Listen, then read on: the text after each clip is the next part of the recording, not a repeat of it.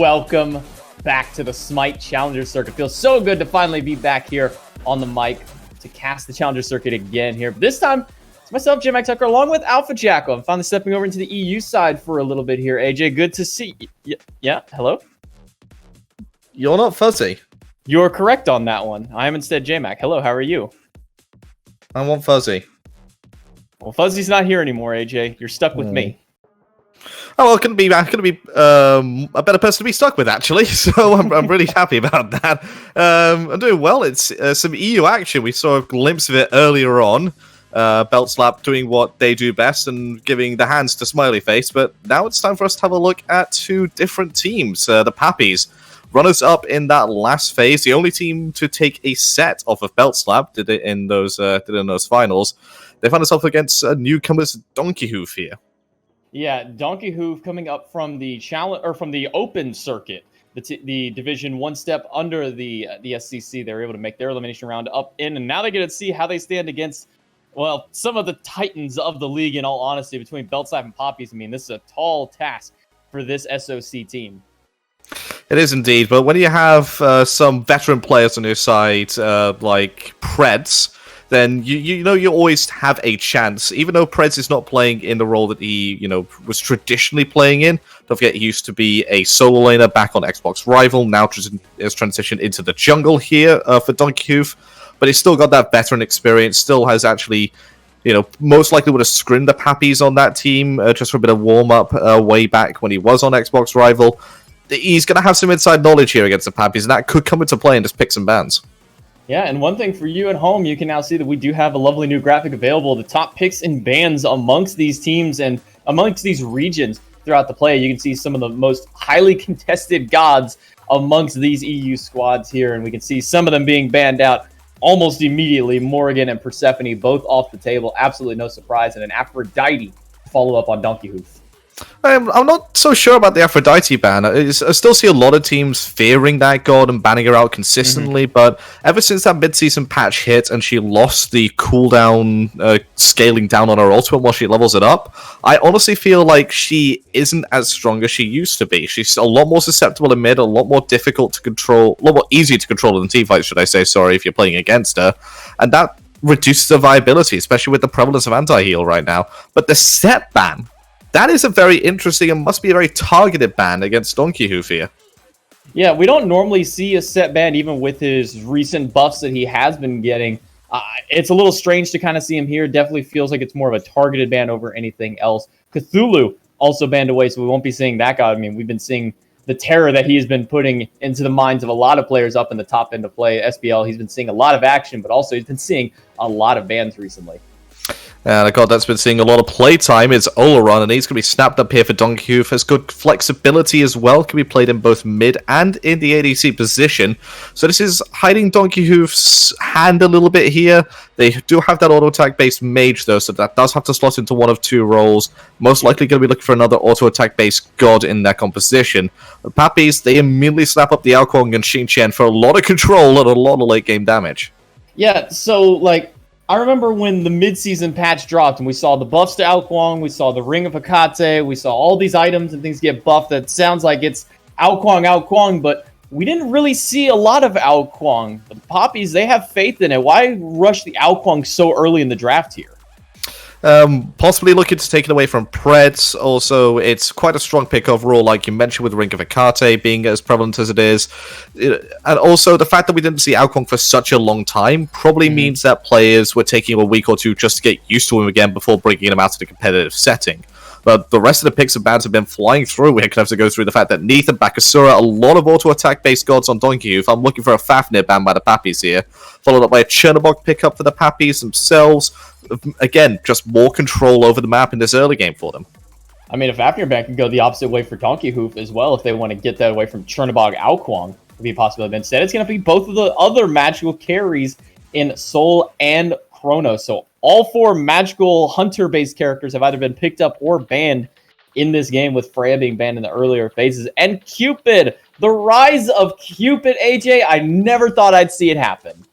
I don't think anyone really saw this happen apart from maybe Zapman, because Zapman's all-knowing and all omnipotent. But it is going to go into the Kamazots and the Kumbhakana. Very, very single target focus here from Donkey Hoof. This composition absolutely must get off to a flying start, otherwise it just falls flat on its face within 10 minutes, I feel.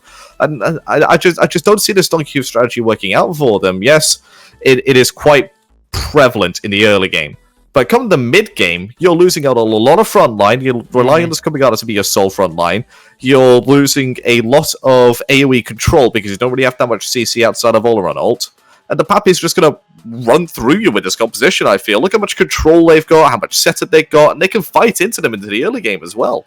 Yeah, and with the Fafnir's the final lock-in for the Papis. I mean, my biggest question mark is always, so why pick Kumba over any Guardian? Well, you throw someone in the air, gets rid of them. When they land, you want them dead. So you have something like a Scylla or a Ra, a Kukulkan.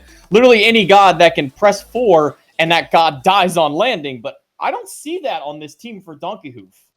It has to be the Neath in the mid lane here, being piloted by Gunter as that one person. But looks like Draco Marino is going to get caught out a bit early on. The root comes out. He's going to leap away. That means he does have his leap rather than his rather than his hammer toss. Sorry, for that first ability. That's going to reduce his clear time just a tiny bit, and also makes it more difficult to clear the wave in the level 1.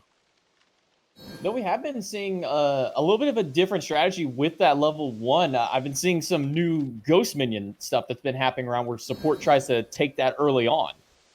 Yeah, the reason the supports do that is because if one person gets the Spirit Minion by themselves and the rest of the wave gets split, then that person will hit level 2. And if it goes on to the Guardian, they get access to their second ability, which is most likely some form of control, some form of CC. But this is the other start that some supports are doing as well, usually accompanied by Assassin's Blessing. That's just, they go for their back camps, they look to roam and become a second jungler, allow the ADCs to get solo farm from the get-go. I mean, this is a little bit of a new strategy that I'm seeing myself here, is seeing both of the Guardians go towards back camps. Now, Kumba having a little bit better clear onto it, because Fafnir Leap really doesn't do a whole lot of damage early on, but immediately over to the red buff to help their mid laner clear it out. They'll hit level 2, and it looks like they'll head right back over towards their dual lanes. Brett's going to be able to just eat up one of the minions. Marcus doing his best to shield him, but you know, the time for shielding is over. It's time to get out there and see what we can do in the mid lane. Looks like some fighting is just, you know, taking a bit of place. Checkers will get rooted. Gonna jump up the heads. Misses the takedown. So a bit of damage lost. This escape is gone. But up against the level 2 Aokwang and the level 2 Chernobog, he's not too worried about wasting that leap. Well, Donkey Hoof not afraid to show their stuff here in this early stage, going up against this SEC Titan of a team in the Papis. I mean, the Papis, player and name-wise, this is a team that have been around for such a long time, and going up against them in week number 1, it's got to be a little bit of an intimidation for your Donkey Hoof, but instead, they're just going straight for it. Pred's going to steal away this back camp, making sure to get any experience away from Papis. And this is what you have to do against an Aokwang. You cannot just allow him to free farm up into the mid and late game. You have to get on top of him early on. You have to force him to take unfavorable farm splits. And you have to just try and kill him a couple of times before he gets to that snowball state. Otherwise, you are literally losing the game in 10 minutes. Well, Bevy on the Kamazots going up against Creed on the Xing Xian, which we've been seeing normally a lot more in the support role recently, but I think Manda Warrior kind of showed why we can bring this Guardian back over into the solo lane, as you see Creed piling it there. Fortunately, going to get a nice harp on the Jockin, get a little bit of damage and the stun as Draco Marino rotates back to lane to help his Hunter clear out. Jockin with the belly bump, throw a little bit of damage on a Draco, and the clear is still going to go much more in favor of this Kumba Ola. The Fafnir Cupid not quite enough early on to clear out that wave. No, the War Chief's clear on this Cupid it takes a bit too long to get online because of the fact that the Harp Bomb takes its time to go off once you fired it, whilst Raiden, on this Ola, it just allowed to clear very quickly with his first ability. Fred's going to go ahead and take his back camp and aiming for that level 5 mark on the Bakasura to make that first move. Notice that both of the junglers surprisingly have gone beads in this case. Normally we do see Blink out of a couple of the junglers, especially with Bakasura, but really respecting the amount of CC that this enemy team has on the Papis of both of them off those purification beads. Well, Bakasura doesn't want to get munched on by the Aokwang and give him a free snack every single time they meet at the jungle, but Marcus, He's just playing it safe so he can get out some of the setup that they would have. Yokin rotating in, maybe gets a good epic uppercut off, sets up for some blinding kills. And if he goes blink, then the cripple field comes down onto him, unable to get away with his one. He is dead meat. Not just that. You're going up against a Kumakarn. You just gotta get. It's like going against an Athena. It's just a rule. You see Athena or Kumakarn, you gotta get beats. I mean, there's no question to it. It's like just going up against the Humbats. Oh, they got Humbats. I've got to go beats. They're up against Ares. Well, I'm a support backer, so I guess I go beats then. You know, no support relics, no shell for you guys. I'm sorry. Sorry, guys. There's an Ares here. I just gotta get my own thing. I gotta keep myself alive so that way I can try and keep you alive later on. But Preds again coming to this right side, trying to look for Creed, but Creed level 5 now on the Xing Qian. He has no worries from a rotation on this Bakasura or this Camazotz. It's a lot of assassin damage coming over onto this solo lane side. I wouldn't be surprised to see some kind of physical defense as his second item, but I didn't even notice Mage's Blessing, first item on Creed. He's not too worried about being soloed by Bevy Monster on the Camazotz. Just wants to get his clear online a bit earlier, wants to get a bit better poke, even though he is up against a god who is literally built around healing and sustaining in the early game. Yeah, it is just about looking to clear out those minions as quickly as possible to not lose as much gold to tower. He's not too worried about, you know, dying in this lane. He's gonna play it safe. Very aggressive dash by Yakin as he goes in onto Draco Marino, but Draco has that leap available to him, so he's able to get away. Now level 5 on the Kumakarn, and that's the potential to start setting up some big ganks, some big ultimates to maybe try and get Gunter online on this Neath. Been a very quiet game so far. No kills as of now at the 5-minute mark, but we're kind of used to seeing this, especially with newer teams rising up into the SCC. They usually take their time in these first couple of games. It goes one of two ways. They take their time and they slowly drag out the games, or they come out like a house on fire, get 17 kills in 2 minutes, yet still wind up losing the game because they don't know how to do objectives. Typically how it goes on really either side, whether it's NA or EU. Typically we see that a little bit more on the NA side, where they just comes out, guns blazing. Hey guys, we got, 35 kills. It's only 17 minutes into the game. They might have, 28 kills of their own as well. But hey, we got the first 30 kills, and that's what really matters for us. Getting that kill threshold is the most important thing when it comes to the NA players. They really do love their arena matches. But Yakin's still sitting here in the mid lane as Checo gets rooted out and doesn't really worry too much onto it. Turnabog, we've also been seeing a ride sub, but riding onto the Olaron purification beads and, well, nom nom nom for Mr. Marcus as he picks up the first blood on this Ao Kuang. And he also manages to get that as an execute with his ultimate, which is always a nice thing, always a nice feeling when your first ultimate gets to be successful like that. But Raiden had to use his ultimate earlier in a different fight against Warchi, which is why it's still down. Going to be up again very shortly, and that's the window that they were looking for. That long cooldown, 140 seconds on that ultimate.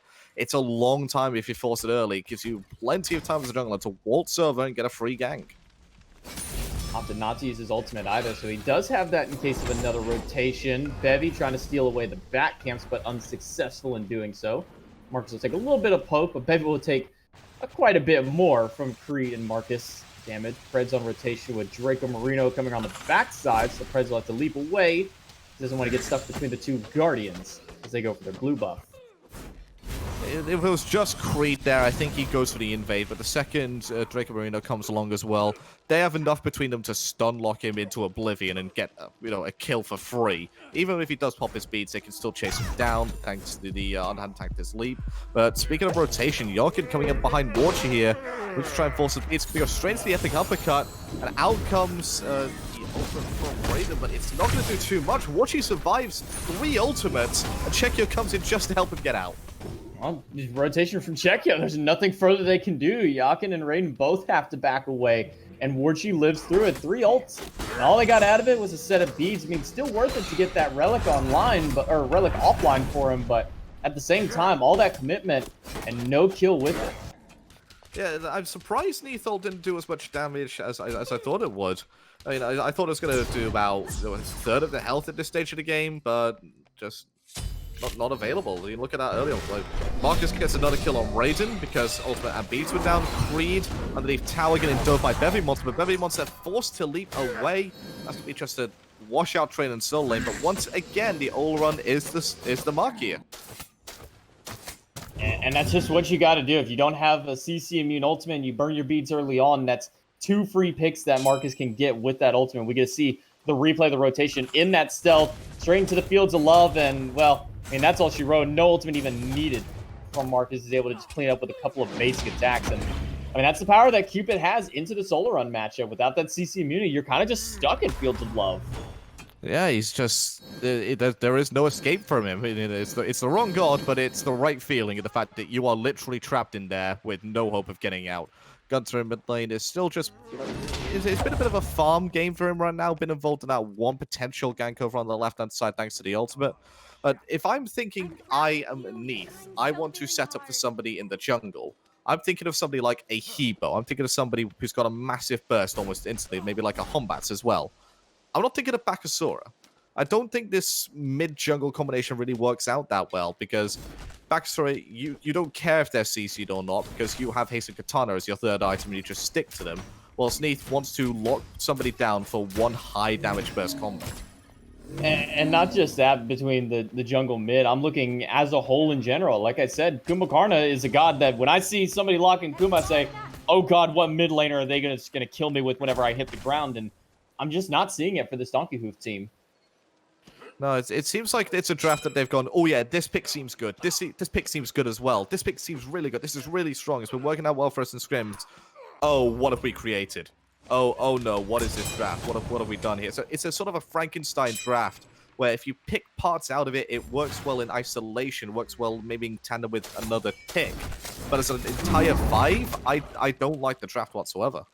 I mean, they've got a decent amount of CC. I was going to say they're kind of lacking a little bit, but they've got it with the Kumbhakarna and the Neath. And then the Olaron ultimate, it still stands the test of time of being one of the best team fighting ultimates in the game. But I'm still just not really seeing a whole lot of synergy all around with it between, as you said, the Bakasura Neath combo isn't really hitting too much on that. Feels the love on the Raiden. And immediately comes out Marcus as he goes straight into the ultimate. Gonna pop himself right out. The decoy wasn't enough damage. The dragon a little bit off the mark. Marcus unable to close the gap.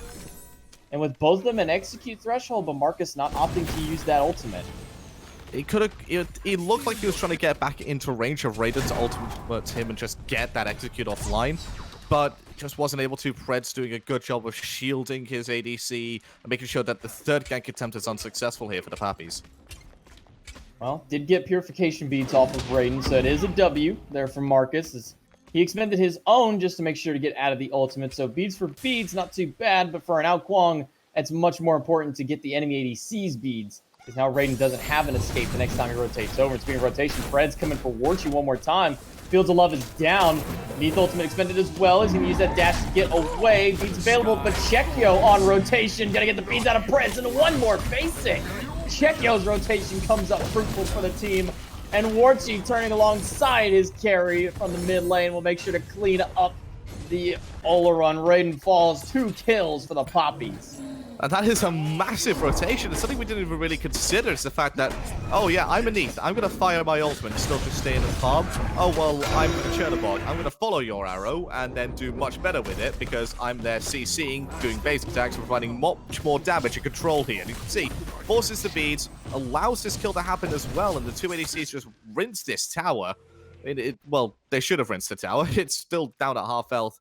Meanwhile, on the other side of the map, the Papis do secure the Pyromancer as well for themselves. So objectives along the map for the Papis, kills along the map for the Papis, and control belongs to the Papis.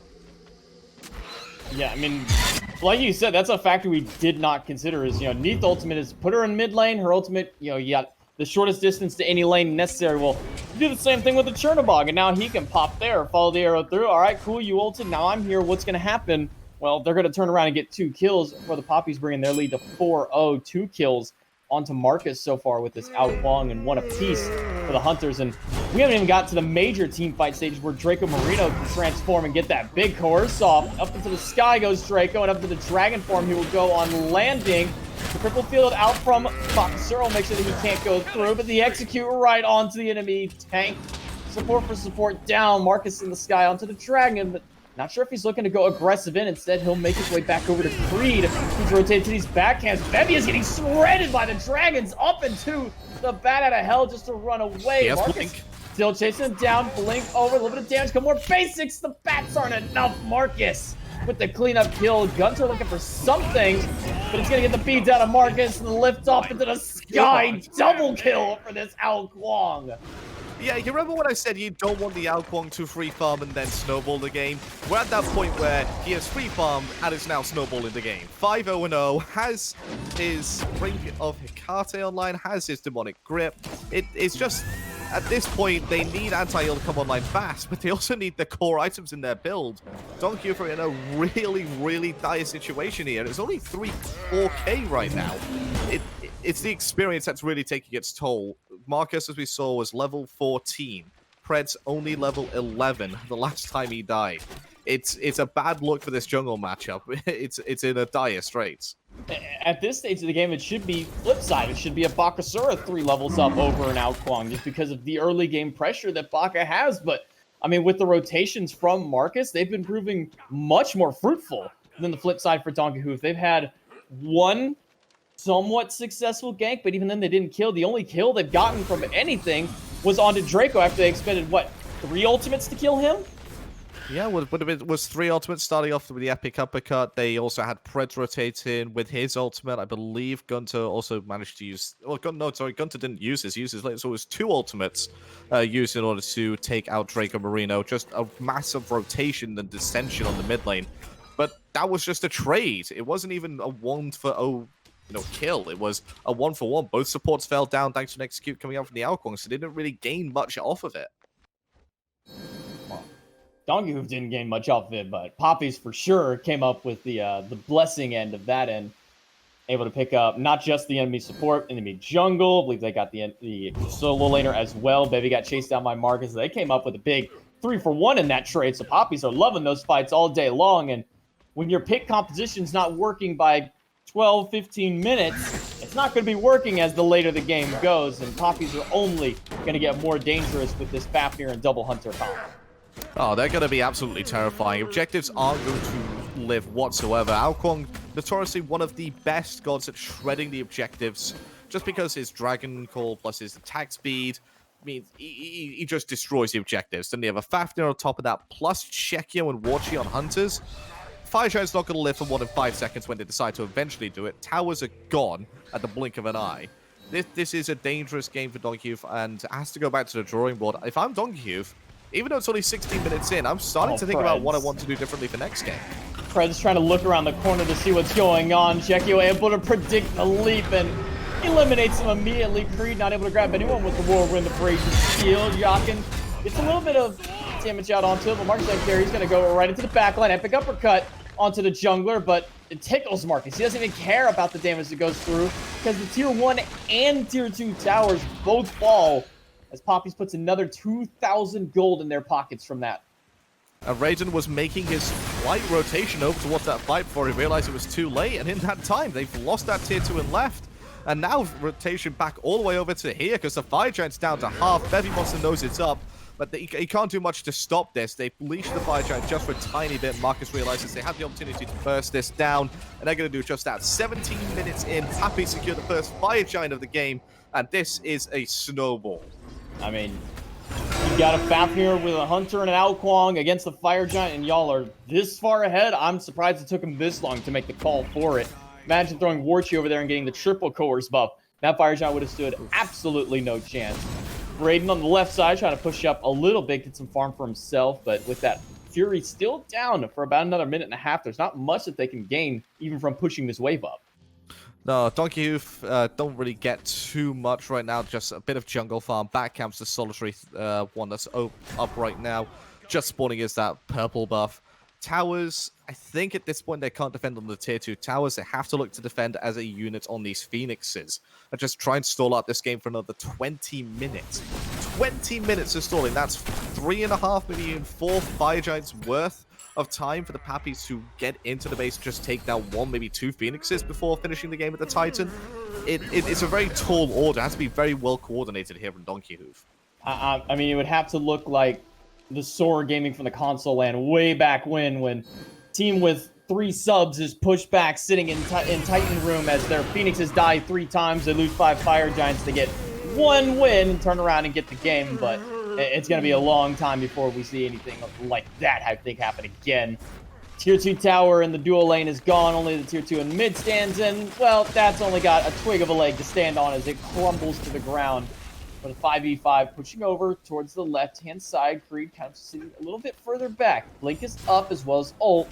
They're going to possibly start a fight. Drinker Marine will be the first one to go in, but misses the hammer. Yakin not going to get the root, and Bevy Monster just gets shredded before he even has a chance to get to the battle now. Fred falls to Warchi. Yakin brought up into the sky, into the fields of love, and right into the dragon's mouth. Chekyo cleans up two of them. Chekyo. And in the back goes Marcus. A clean deicide before the Phoenix even falls. And in less than 20 minutes, AJ, the Papis send Donkey Hoof packing for game 1. This is a statement from Papis saying, hey, Donkey Hoof, congratulations. Welcome to the SCC.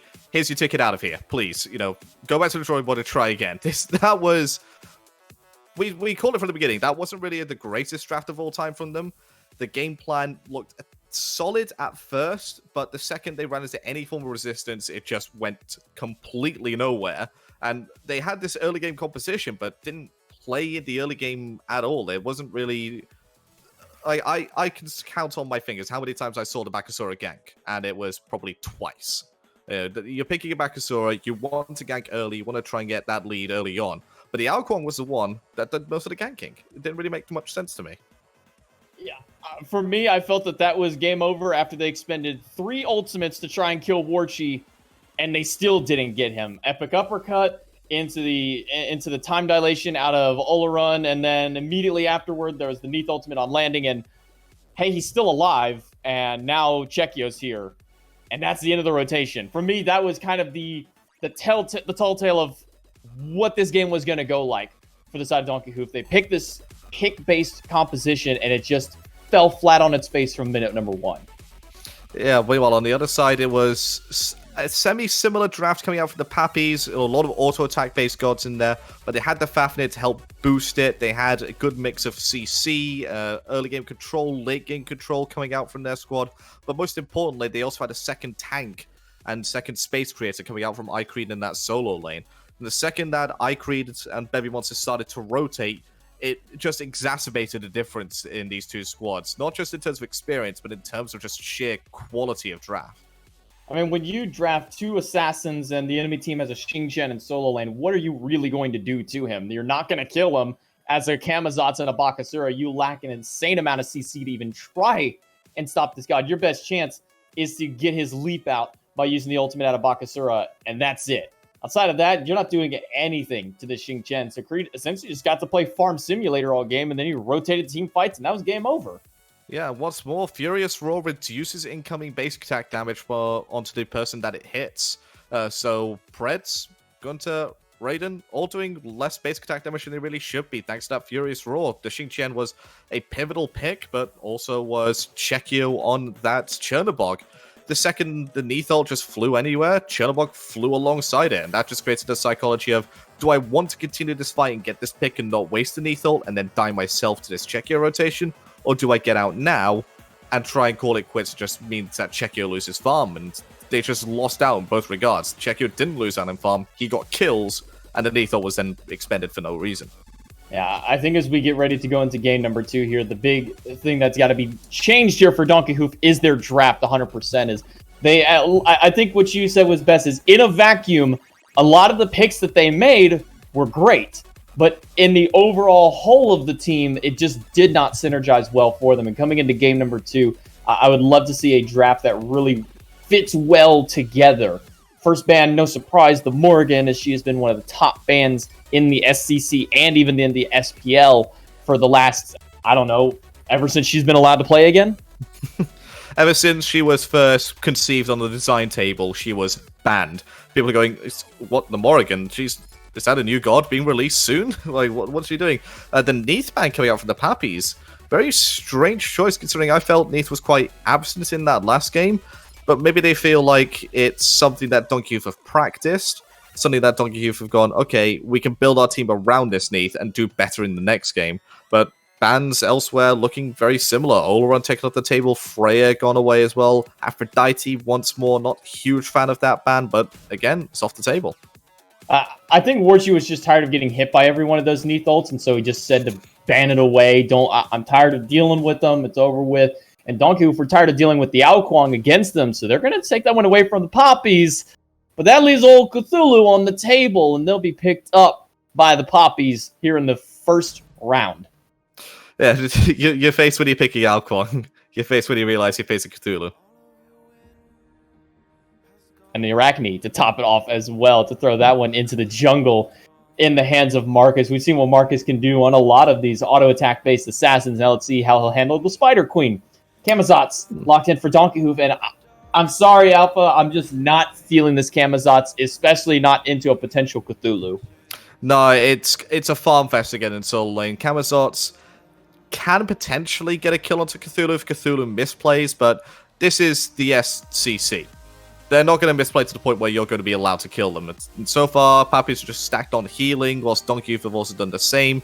But Papis have also drafted in control. They've drafted in good early game presence in the jungle. They've drafted in a counter to Aokwang in the Arachne, just because the webs will reveal him when he's in that invis state. Just follow the spider trail. You will see where the Aokwang is, and you'll be able to take him out. And then drafting a Umoja on top of it to amplify the healing that the Pops can get with her passive, as well as just the general healing and shields that she's going to provide to this team. Could be a thorn in this Aokwang side as the game goes later and later. Second round of bans, Kumakarn, another just targeted ban after the last game. They're tired of dealing with Epic Uppercut, or maybe they said, hey, what else do you got going on here? I mean, you showed us these three gods last time, but what else is under your pocket here? And the Sovek banned away. Heimdall and Ull taken away from Donkey Hoof as they lock in Ho Yi for the side of the Poppies. Good space control once again, but again, that mark of the Golden Crow just to reveal that Aokwang, make sure he can't slip around the back of the fight, completely undetected. And this is going to be a game where both ADCs are playing traditional hunters rather than mage ADCs. Kronos and Sol still on the table, both elected not to be picked up here. Ring of Hecate nerfs maybe playing a bit of a factor in this one. But so far, a much better draft for Donkey, I'd say. Bit more control, bit more safety from them. Still have that issue of only really one front line and their solo side lacking CC.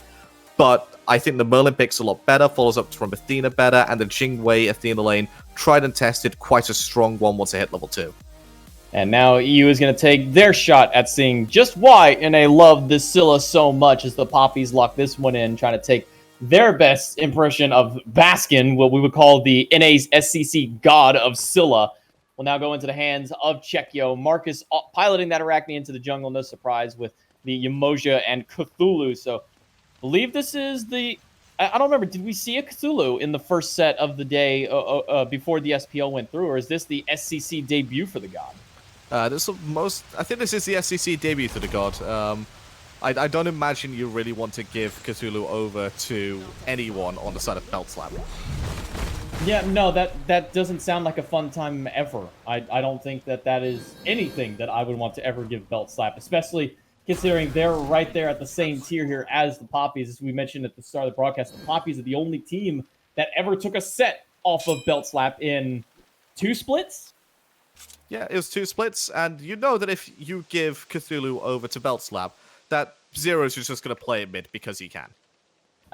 The Cthulhu will grab his belt and slap you with it. That's why they're named Belt Slappers, because you give Cthulhu to them, and that's just what it's going to feel like. Over into the dual lane, we see Athena picked up. We haven't seen Athena in a long time, and I feel like she's a very underutilized god. Yeah, she's not quite as strong as she used to be. The meta changes have really not favored her rather than the item changes or any nerfs going towards her. She hasn't been nerfed in a long time. Just, like I said, the meta changes haven't suited her. It's going more towards a burst meta right now. And whilst you think it would be great for Athena, just taunt and burst, you want the fights to be a bit elongated so you can get their beats for the first time and then go back in to, taunt them in for the second bit of setup. And that's when you just dump everything and get a quadra kill or even a pentakill. But the fights just don't last that long anymore. You don't get the chance really for a second taunt unless it's quite a special, dip in, dip out sort of fight, which then favors the Athena. Draco going for the preemptive attempt to stun Yakin. Unsuccessful in landing it. Warchi going to get hit by the persistent gust, take a little bit of poke damage, and Warchi now sits at half health from it. They'll go back to healing themselves up. They got potion and a multi-potion available to him for healing, as well as, well, just Draco Marino in general, as he can throw those basics to get a little bit of healing over to the carry. That little 1 to 2 HP doesn't seem like a lot, but over the course of a minute, 2 minutes, they're going to start getting that health bar back up. Not quickly, but relatively easily, also boosting the extra healing that you get from even just those potions. Potions, lifesteal, pretty much anything that gives you sustain will be boosted by Umoja just basic attacking through you. It's what makes us such a strong pick in the early game in this dual lane meta. Even more so if you're having a god that goes into Varus Gauntlets early on, or god with natural healing. Raiden going to get stunned out here, going to get slowed by Umoja once again. Becomes back online, stuns out the dash, forces the taunt from Yokin, and that's pressure secured for the Papis. They can now look to force Raiden to stay back under tower, but as a Jingwei, you're comfortable with that. You can just fly back to base if you need to. Man, that looked like a lot of fun for Raiden. I'm sure he had a blast getting hit by 3 abilities, and Draco Marino now has all of that Omi back where he can almost do that again. Oof. Not going to be successful in stealing that purple buff away. Looks like Yakin was successful thanks to the help of Raiden over the wall. But I mean, this is just what Umoja is allowed to do. She just walks up, throws a couple of abilities at you, and says, oh well, we're just going to go back and do our own thing again. The amount of pressure that this goddess brings to the duel lane is just insane. And once more, she just transitions that pressure out towards any lane whatsoever. She goes in towards the mid lane. Oh, you don't have a leap? Oh, well, looks like you're now trapped in between 2 walls. Good luck living through this, and you're just dead because of it. It's why certain gods just cannot be picked into this Umoja. You have to pick something with a leap, you have to pick something with escapability, you have to pick something that can survive Warchi, basic attacking you down, and Raiden, unfortunately, did not pick one of those gods as he falls down for first blood. Warchi a little bit late on the purification beads off the taunt from Yakin. Almost was able to save his carry's life, but luckily Warchi does manage to get that relic through and get that first blood once again for the Papis. Not on Marcus this time, but instead for the carry, you got to see a beautiful stun come through him and another stun to get the dash, and that's what you were saying. That's just what happens when you go against Umoja.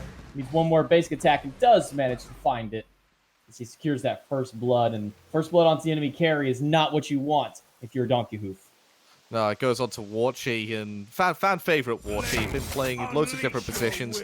Finds himself very comfortable in the ADC position, I'd say. He's one of his strongest, and he's found himself with first blood here. Gets himself his Varus Gauntlets online nice and early to start stacking that up. Just because it doesn't really want to rotate too much, just wants to stay safe, stay farmed up until he can rotate in the midpoint of the game. He doesn't have to worry about affecting the mid lane fight because there's an Arachne in the mid lane. Arachne should be able to do so by herself. The dive on the tower, just poke out Yokin a bit. Gunter doing his best to peel for him, and the support isn't allowed to breathe here in the mid lane.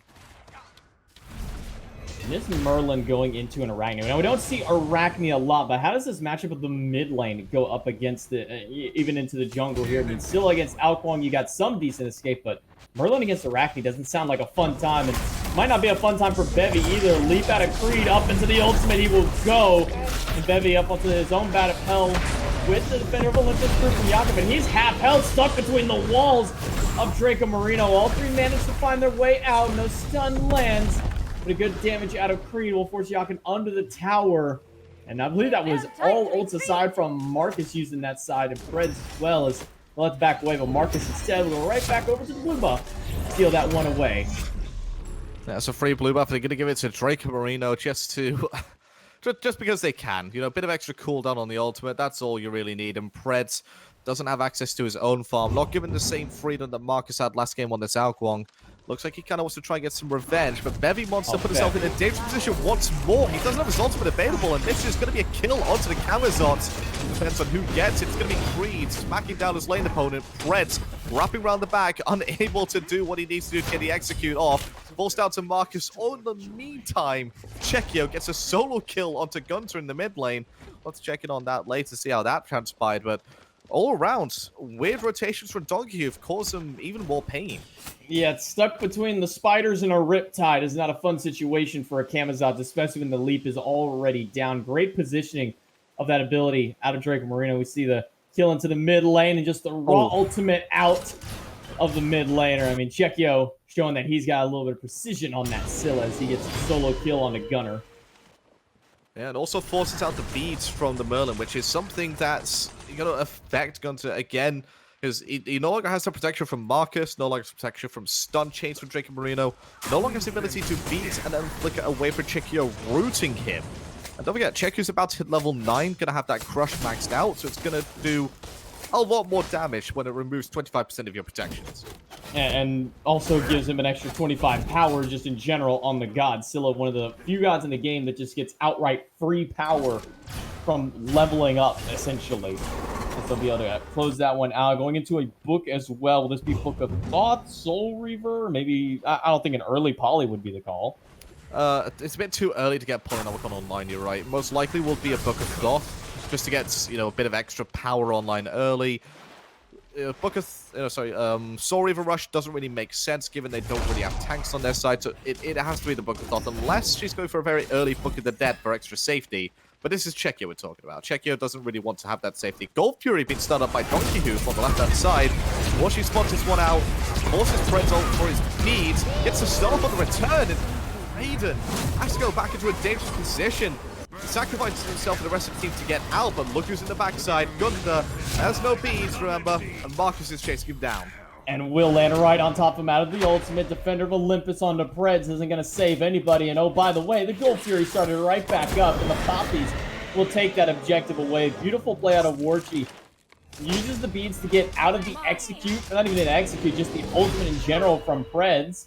Marcus is going to take a little bit of damage from Joachim, but nothing to be worried about. Uses the purification beads, gets out of the Alkwang ultimate, and because of that, they have to get off the Gold Fury because now this Hunter isn't out of the picture. Now he isn't up in the sky away from them. He's sitting there with the Suns and the Ricochet ready to go and able to buy enough time for his team to pull through.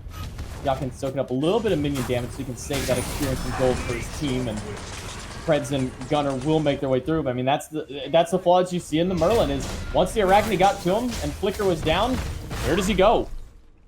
Yeah, and even going back to that Gold Fury, Donkey Hoof had the 3 wards available, 2 of which were on the Gold Fury, one of which was a defensive ward for Raiden. They had no vision coming in from that mid lane position from the Papis. No vision coming in from behind them for the wraparound, which is what the Papis did, and no rotation, no wards to see the rotation coming topside from potential Scylla steal from Chekio. There was just no ward coverage for Donkey Hoof to do that. And it's another poor decision here that's cost them yet even more pain. Look at the gold difference right now. They're 6-0 down in terms of kills. 5,000 gold, 4,500 gold, 5,000 experience. And it could start to get even worse now that Marcus has set up camp in Pred's jungle. Yeah, the 500 gold a minute deficit is not where you want to be. Raiden doesn't want to be in the Suns. We use the airstrike. Goes right back in. The bounce from Warchi leaps on top and gets the dive bomb.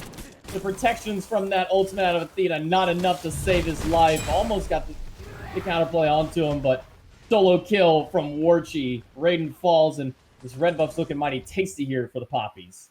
Yeah, not to call out anything, but if you're going up against the Hu Yi, the last place you want to land down from your ultimate is right against a wall. Up gets pulled back in by beautiful Riptide. Out comes out a monster, misses from Chekio. The slow wore off just in time for Joachim to get himself out of there. Gunter just trying to farm up safely while he can in mid lane. Draco Marino's not having any of it. Forced him back with another Riptide, which forced out the flicker. Crush was going to about half health him there. Leaves the tower wide open with a bit of poke damage, but that's all it's going to be. Pred's meanwhile stealing what he can away from Marcus, but going to be caught out on the backside. Gets into his invis quickly enough. Return damage, he's come back in, and it's going to be death. Yeah, there's a stun on Draco Marino. Preds has nowhere to go as his leap is already gone. His teleport, Marcus jumps right down on top of him off of the infinite web, and Creed is here just on the big Cthulhu himself, running down the mid lane. He'll get a bit of a heal off for his team, some damage on the Bevy. Forces out the bat out of hell under the tower. He goes. Gunner and Joachim make it back in as well. But you can see the massive level disparity between every one of these players right now. Chekio, level 11 on the Scylla, but Creed 2 levels up. Draco Marino, 2 levels up himself. It's just so hard for them to fight in these team fights. Yeah, this highlights one of the biggest problems with Athena. Her early game is she has to farm in the early game. If you want to be fighting as well, it's just not the right time for her. She needs to get that taunt online to a higher level or that shield wall off to get a bit more damage. Then while other supports go, right, we're fighting right now because my CC is quite strong and you don't get a choice. We're just going to dive you. We're going to run at you. And there's nothing you can do really about it. And the peel as well, the space control offered by the Athena is limited to that taunt. Once you have a look at Drake Marino on this Emoja, space control comes out everywhere. From that rip vehicle, from that whip fight, all people left and right, as well as the stun lock coming out from the Moonstrike and Moonblast abilities. It's a lot more control in the early game, which stops the Athena from getting anywhere. And the experience difference is massive, especially in the jungle. 9,000 experience, AJ, at 12 minutes is not where you want to be as a team at this point. 4-level difference in the jungle, 2 to 3 levels almost everywhere else on the map. I mean, this is dangerous territory for Donkey Hoof, and they're supposed to have the late game. You got a little bit of the late game here with the Ao Kuang, but this early game team of the Papis is just running them down. Yeah, they're taking the Donkey Hoof strategy from last game and going, no, this is how you run it. This is how you do this sort of early rushdown strategy. And Xing Wei going to be ganked here by Marcus once more. They'll run into that Arachne. They'll still have the ability to run away thanks to that agility. Not able to force out the airstrike as Marcus. That means Raiden's going to be surviving yet another gank later on, unless they have the burst just take him down in that takeoff time. I mean, they did manage to get the purification beads off them, and that was with 2 auto attacks from Marcus, took about a quarter of his health at the time. Serrated Edge finished off on Marcus, one of the newer items into the season that came through about the mid-season. Using, Arachne is probably one of the best gods to use this, as you can see. When you've used all of your non-ultimate abilities, you get extra power and lifesteal on top of that one. And what does Arachne like to do? Throw a web, press 1 and 2, and run at you. And now, here's a lot of free power for you, Arachne. Thank you. Come again. And what's more, she gains sustain from her regular basic attacks because of the fact this item provides lifesteal, and then gives you a bit more sustain when you activate the passive. He'll do what he can to try and just defend his own jungle, get in a position to maybe defend Raiden, as he's been followed on. Good Riptide, but don't forget the agility forces him to go away, and away he goes. Marcus, next up on the target, let's see, Yokin being caught on Riptide.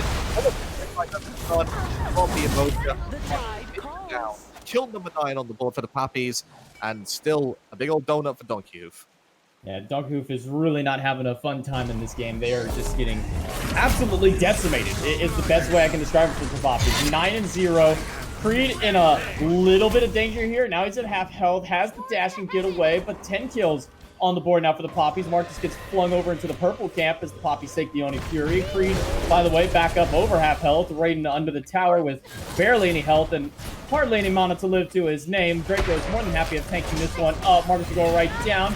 The auto attack's not quite good enough, but he will manage to find him after the taunt expires. He's going to go right back up to Yakin for the double kill onto Marcus. And the Spider now has 7 kills to his name. That is now 5 levels ahead of the Ao Kuang, and in a matchup by Ao Kuang trying to get around it. Oh, very good to get ricocheted by Warchi. That's just going to be the cue to go in. Hunter actually taking out that Killer I'm a Monster and gets out with his life. Wants out the bat out of hell as well, but that's going to be tier 1 tower going down in the mid lane. That crazy ricochet just completely accelerated that fight. I didn't think there was going to be one there, but all of a sudden, oh, there's a Stunner to Bevy's half health. We're going. We're getting this tower, boys. We're going to get to one left, by the way. Mark is going to try. Preds is going to try and stop him, but here's the difference in level leads there. 5, not quite enough. The Spiders can't find the last bit of damage, so Marcus unable to get his 8th kill for now. Preds gets to barely live through, but Fire Giant started up by Papis. 4 of them on the side of the map. Fire Giant at half health. They're going to back away from it, it looks like. Draco's still holding on to it. They finally swapped over and said, we'll go for the Pyromancer. Papis now with 12 kills on the board, none for Donkey Hoof. They're trying to get anything that they can. The Riptide is good to keep Gunner locked in place for a moment, but he still has that Flicker available. Stun on the Gunner, force the Purification Beads, and now that's both relics down out of the mid laner. The Ricochet off the mark from Warchi, and that'll be the disengage from the Papis. Yeah, they're going to be disengaged on this right-hand side, but on the left-hand side, Raiden's just trying to run away from Marcus again. He's hungry for his 8th kill. There's actually both Preds to come over and try and defend for him, and that's going to be the rotation. These Athena are also extended, which means everyone has no one coming to back him up in this fight, as Gunter's gone back to the mid lane as well. Right-hand side, tier 2, mid, tier 2, left-hand side, tier 2. That's all that's them with the Phoenixes for the Papis. Fire Giant looks like it might be set up once again. Warden definitely staying around for this objective. Every monster doing what he can to defend his own jungle, but it's going to go the way of Drake and Marino once more. The level 13 tank versus the level 13 solo laner. I know which one I'd rather have. Yeah, looking pretty rough here for Bevy on the Camazotz yet again. Not able to really find much success, and it's the problem that we saw last game is they threw. Essentially, we're gonna consider Ao Kuang an assassin in this one. Let's be all honest on here. He's a magical-based assassin. When you throw 2 assassins at a Xing Chen and it doesn't work, you say, okay, we don't let him have the Xing Chen. Maybe we can run it again. And then they pick up Cthulhu, and my first mindset's not, hey, let's run another double assassin against this Guardian because we had so much fun trying to do it the last time. My mind would be you got to get something that can frontline here because Bevy is just a non-factor, especially because he's gone Soul Eater for his second item. Where's the tankiness? The sledge, while it is the sledge, it is not enough to defend you against this onslaught of the Papis. No, if I'm up against this composition, I'm trying to think of something that can help peel this Arachne, and maybe something that just goes on to the Scylla and stops the Scylla from doing what she wants while somebody's up in the air. Warchi just doing what he can, critting down. There may have been 1 or 2 crits, but it was over for Raiden the second he was in the opposition territory, which is beyond the tier 2 line. He occupied himself there as well, and finds himself in a roll of hurt. Now it's basically coming back by Marcus and Icree. They're diving the Phoenix here. They've got to nearly dice that slam down. Marcus is now divine on this Arachne jungle, 9-0. Tier 2 tower going to fall down and close to this Phoenix, and I don't think Bevy Monster are going to have it in them to stop them. And Kree playing the literal front line of wall on this Cthulhu, not letting Bevy make any form of decision to come in there. Marcus, in quite a bit of poke, the Phoenix targets over to him, but not enough damage thanks to the heal out of Draco Marino. Make sure that Marcus lives. Raiden able to make his rotation back in. Maybe they can finally get their first kill on the board. Jump in for Bevy, a 3-man taunt out of Yakin, but it's still not enough damage and not enough CC to lock him down. Raiden goes into the back, onto Creed. Draco Marino getting as many heals as he can off on the Shimoja, the root out of Creed, and the dash right through 3, and then Bevy into the bat out of hell, but Warchi is on the rotation. Preds finally puts them on the board, but at what cost? They've lost 2 more players. Preds has to go all the way back to the Zua lane just to avoid falling to the Papis as 4 stand strong and the Phoenix at half health and will fall very quickly to the damage that the Papis bring. Yeah, Warchi wasn't here for the last Phoenix push. He is there, and they get the Phoenix quite quickly. Pred's finally getting a kill on board for Dongyuv against the Papis. It's up again on Icrete, though, on this Cthulhu. Did manage to get a 3-man fear with his madness consumption ability, his first ability. And that's something you don't really see every day. There's 3 stacks of his passive that instantly got on there. But he needs to go to 20 to get max passive. Primal Fury going to be the same end of that Phoenix. We go down to the Pappy. Primal Fury on their side, meaning jungle camps and jungle bosses going to be quickly taken down. Phoenix will go on what they really want. And go down to the next Fire Giant. It is up and available, hasn't been taken just yet, but they have to be kicking themselves as Donkey have put themselves in a much better position than last game because they're still in this game at this point. It's 20 minutes.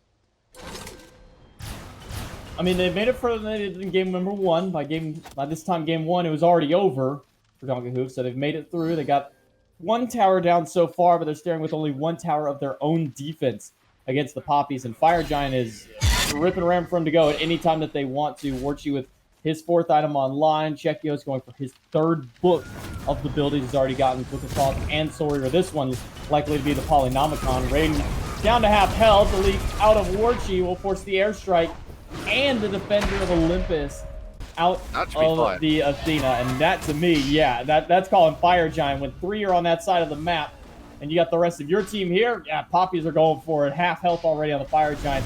Creed doesn't even care about zoning. He doesn't even feel it's necessary. You might want to, because they got 2 people rotating in. Not quite enough damage out of Marcos and Chekio to burn this one down just yet. He'll intercept Bevy on the Camazotz. Papis will get the Fire Giant.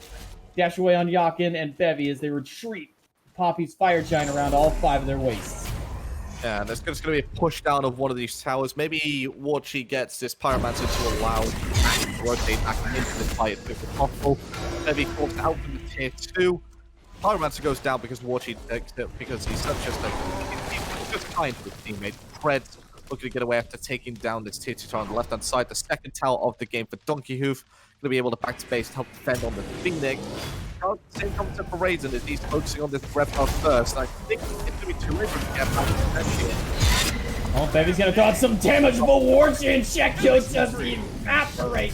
The team of Donkey Hoof, they fall down 2 immediately off the board. Gunner forced back to the fountain. Kree at about half health, but he's not worried because Warchi's got the crits for days as Raiden falls, making a 3 swing for the side. I'm a monster, not even necessary. The crits out of Warchi are just too much.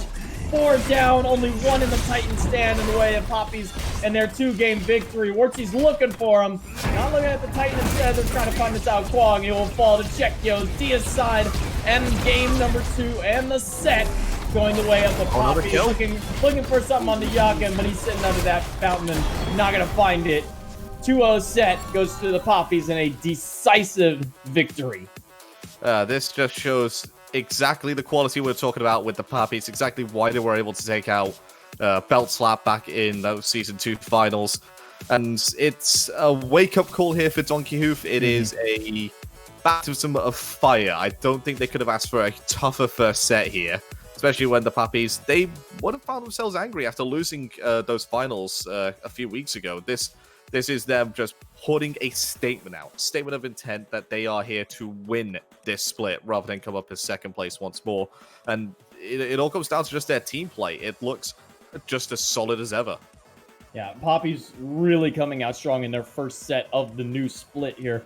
And you couldn't ask for something more destructive and honestly disgusting. 42 minutes of gameplay between 2 games, and they're able to bring it the 2-0 victory onto this enemy team. The SOC team just wasn't enough for it. Donkey Hoof, they're so used to what they've been rolling up against in the SOC, and even the bottom of the SCC, you kind of see some of the similar faults. They picked this really nice draft that worked out in scrims, pick after pick. Let's grab these, and as you said, Frankenstein things together.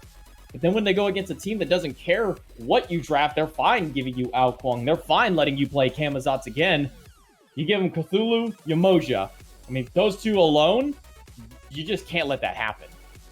And then you also have Marcus being 10-0-3 on Arachne up against a god that Arachne tends to dominate in the jungle just because he doesn't have that invisibility available to him, against a god that she tends to dominate in the mid lane because the peel isn't there for him, the burst potential isn't there for him in the early game. You know, this is probably the picks that Arachne wanted to face if she could choose just 2 gods at random.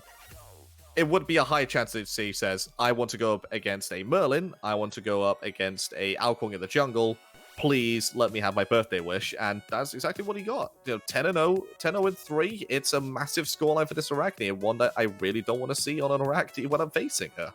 Yeah, I mean, she got her cake and she ate it too. I mean, Marcus got the dream deal of being able to go against 2 gods that he's excelled so well against, and on a god that we got to see him excel onto. What was that? 9 kills we saw at the end of the game, hitting Divine on that Arachne in 22 minutes, getting 9 kills onto your jungler. I mean, it's never a world that you want to be in. I mean, at this point, Donkey Hoof need to go back to the drawing board, maybe kind of rethink their drafts, because I think a lot of what happened was they have the idea down. They have the play to be able to do so, but they're just lacking a little bit of execution and mostly their drafts. I feel it's kind of their downside right now is go back to the drawing board, practice some more drafts onto it, and try not to Frankenstein whatever it was that those 2 compositions came up to be. We're going to take it to a short break. When we come back, set number 2 for you guys here in the EU SCC. So stick around. We'll be back in just a few minutes.